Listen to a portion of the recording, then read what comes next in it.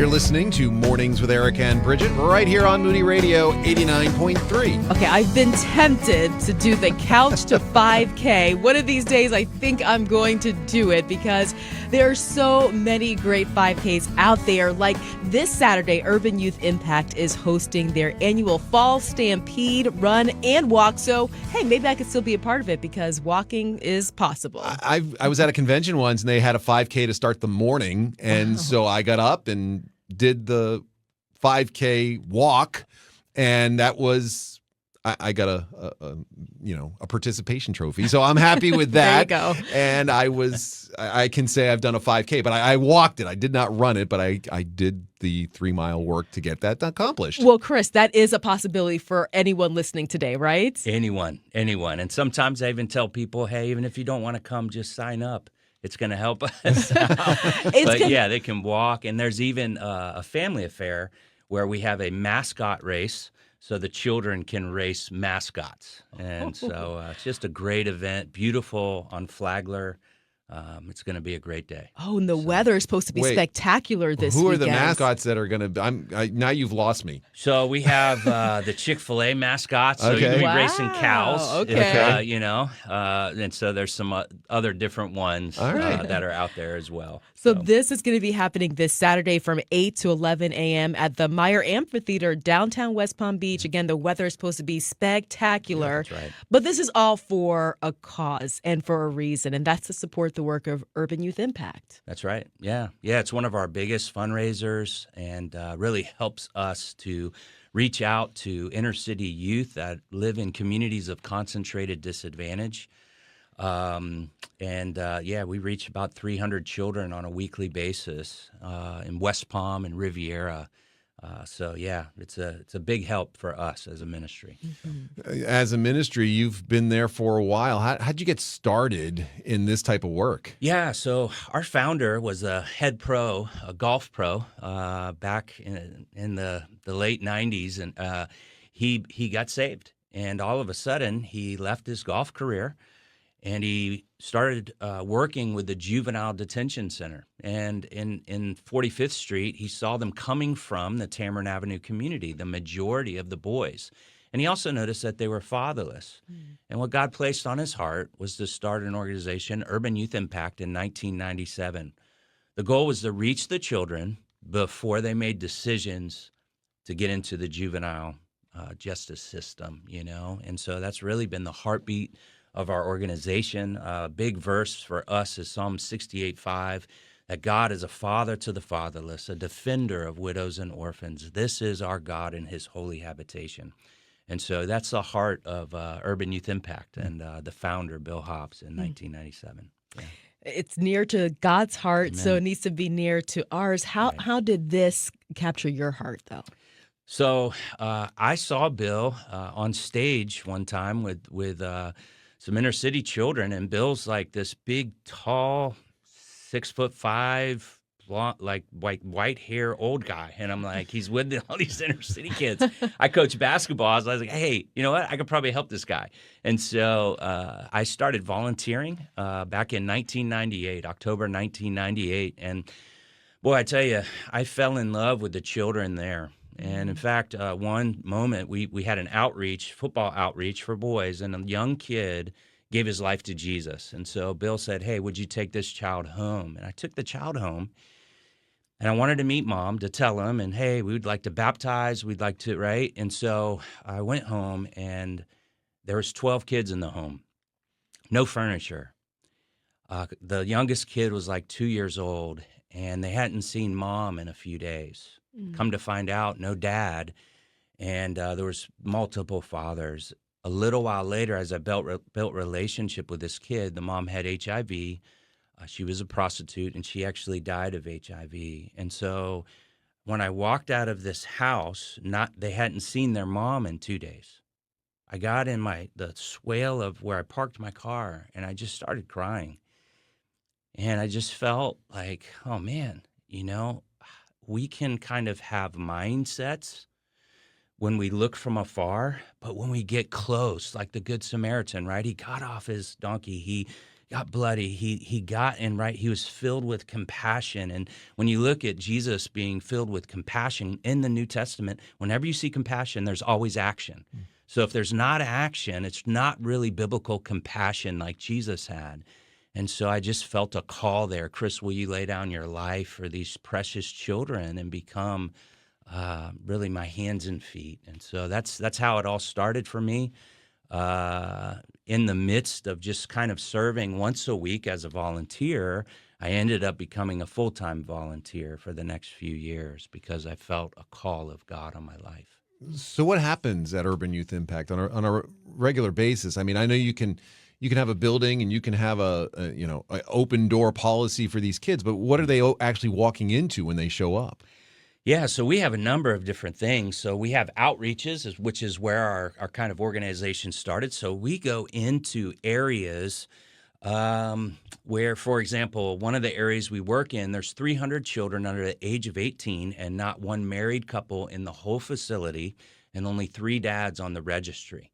So that's our prime target. So we're in there 4 days a week at that location. So those are our outreaches where we play sports. We meet them on their own terms in their community. And as we build relationships, we attempt to get them into our Christian school that we have. So that's another program. We also have an after-school program as well.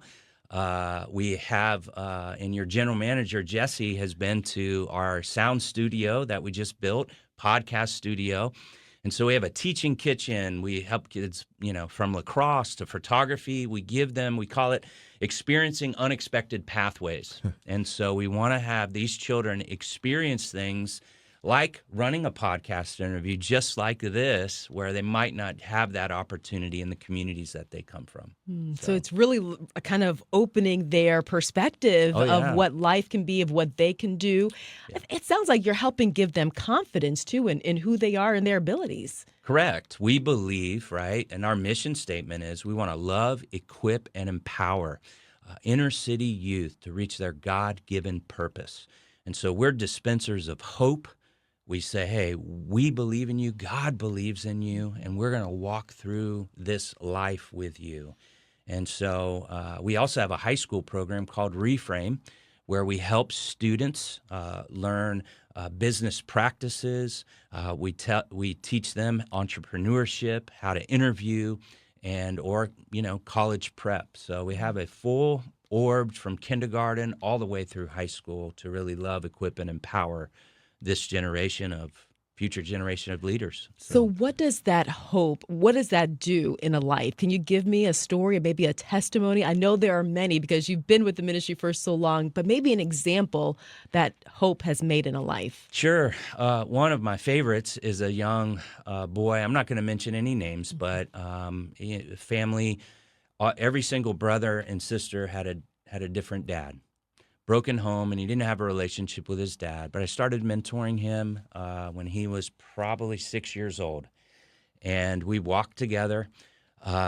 He just has become a man of God. I did premarital counseling with him and his wife, and they've got a family of 5 now, and their boundaries were, hey, we're not even going to kiss till we're married.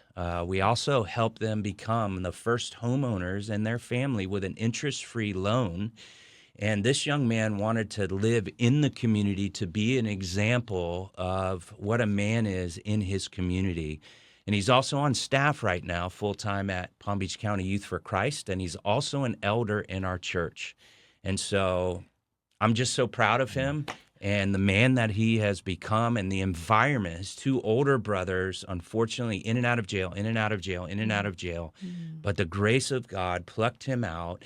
And to be able to see his growth and transformation over the years has just been unbelievable. And so, yeah. The fact that there are no easy answers. Mm-hmm. These are generational things that we're talking about here. But the fact that you can point to a young man and say he is now a husband, a father, and a leader, that is the most important thing, I think, for all of us to understand that as we serve our family and our wives as men, we are an example to these young men who think there is no way out. There is no hope. This is just generational. I'm always going to be in this situation. So my statement for you as you're listening, as a father and a husband, continue on, press on. You doing that well is an example to these people, these young men who are searching.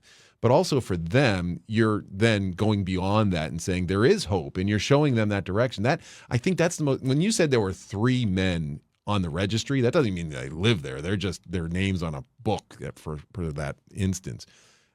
It's important for these boys, young men, to see examples, and I think that's the most important thing that can happen. Again, there's no easy answer, but I think that's the starting point and the ending point for a lot of these things. Yeah. Yeah, and our God, He's a father to the fatherless. You know, I brought some statistics with me real quick. Okay. And so 63% of youth suicides are from fatherless homes. 85% of youth with behavioral disorders are from fatherless homes. 71% of high school dropouts are fatherless. 70% of youth in state institutions are fatherless, and 85% of the youth in prison are fatherless. This is a big epidemic, and unfortunately in America, not only in inner city, but also in suburbia, we're trending towards a fatherless society in America. And I believe we as the people of God have to really step in, right? James 1:27, pure religion is widows and orphans. And so in the Hebrew context, an orphan was a fatherless child, right? So this is where we need to be hyper-focused on, and this is what God has called us to do. So how does someone step in and help? Yeah. So, wow, we walk a 5K to start with. Yeah, that's right. Walk This or Saturday. run. Yeah. So yeah, you could do that. But yeah, financially partner. But man, I would love every child in our program to have a mentor, a family mentor. You know, you're going to go to church on Sunday. Can you pick up a child once a month and take them with you? So we need a volunteer army to gather around these children, because it's like the young man that I was talking about. He was an attendant in my wedding when I was married. Okay. So he was part of doing life. And when you look at Jesus's ministry, right, he had 12 people and he went everywhere with them. And so that life on life transformation, as Paul was writing to Timothy, my true son in the faith, I think that's really one of the biggest ways.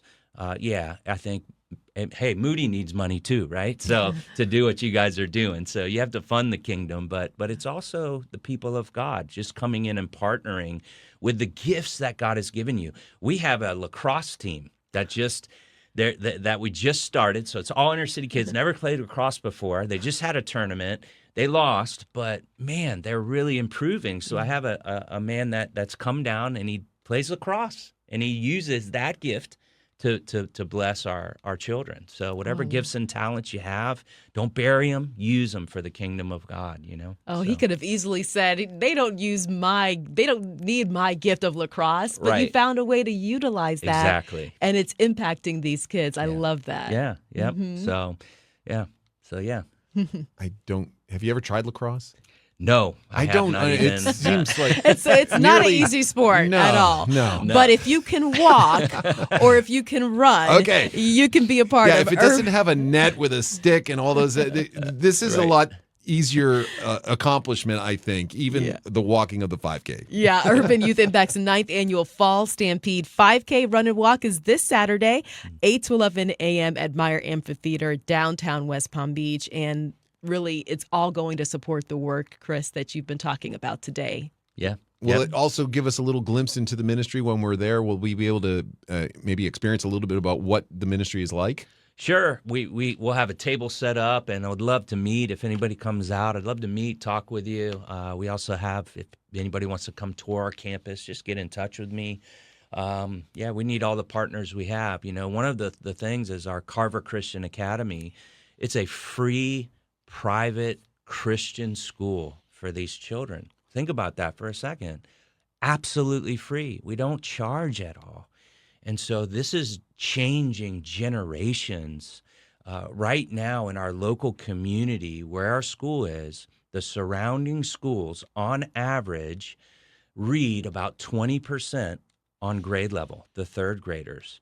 That is injustice. It is a travesty. It's unacceptable.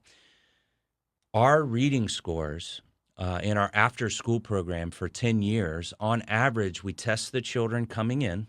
Only 13% over a 10-year period could read on grade level at the beginning of our program, but at the end of our program, 77% could read on grade level. Last year, our kindergartners, 100% on grade level, and 91% were above grade level. And so and listen, we have an unfair advantage. His name's Jesus. And so our kids start off every morning worshiping Jesus in chapel and singing worship songs. And so it's just amazing. We'd love for you to come and visit and see what's happening at Carver Christian Academy. But yeah, Urban Youth has a lot of different programs, and that's one of them. Wow. All right. There is information at our website, ericandbridget.org. You can find out about the run, find out about the ministry. It's all listed there for you.